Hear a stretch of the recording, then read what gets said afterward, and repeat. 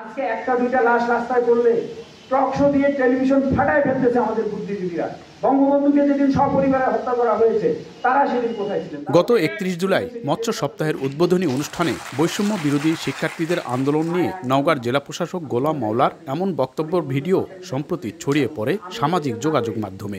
এরপর থেকে শিক্ষার্থীদের দানাবাঁধা ক্ষোভ রূপ নেয় আন্দোলনে। শহরের মুক্তির মোড় ও কাজীর মোড়ে গত 2 দিন ধরে ডিসির অপসারণ দাবিতে বিক্ষোভ করছেন বৈষম্য বিরোধী আন্দোলনের শিক্ষার্থীরা।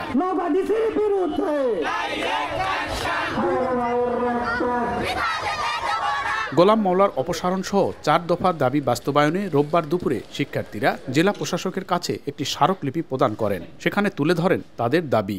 ফ্যাসিস্ট সরকারি দলীয় নেতার মতো করে কথা বলেছিলেন যে 2-1টা লাশ পড়লে মায়া কান্না করে কারণে এই ধরনের কথা বলেছিলেন। তো আমরা এটার প্রতিবাদ জানিয়েছি, আমরা তাদেরকে স্মারকলিপি দিয়েছি। আমরা বলেছি যে আপনার অপসারণ চাই, আমাদের সাধারণ ছাত্রছাত্রীদের উপর হামলা করছে তাদের বিচারের আওতায় আনা। তো সেক্ষেত্রে ওনারা আমাদেরকে পরামর্শ দিয়েছেন মামলা করার। তো যাদেরকে আমরা চিহ্নিত করতে পেরেছি তাদের বিরুদ্ধে মামলা হবে।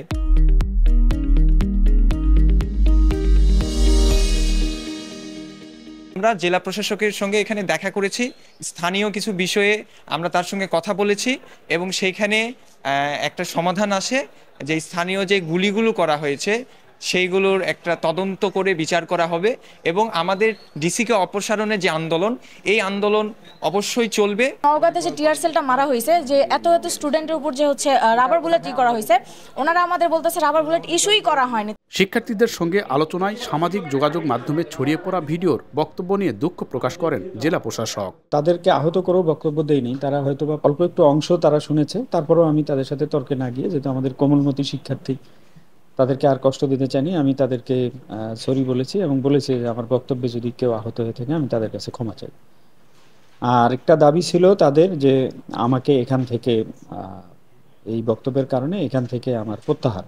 আমি তাদেরকে বলেছি যে আমার প্রত্যাহার তো আর আমি করতে পারবো না, এটা সরকার করবে। আমি নিজেও এখান থেকে চলে যেতে চাই। ঘুষ দুর্নীতিমুক্ত প্রশাসন গড়ে তোলা, শিক্ষার্থীদের উপর পুলিশের হামলার সুষ্ঠু বিচার দাবি করেন আন্দোলনকারীরা, যা বাস্তবায়নে 15 দিনের সময় চান প্রশাসনের কর্মকর্তারা। এমআর রকি, সময় সংবাদ, নওগাঁ।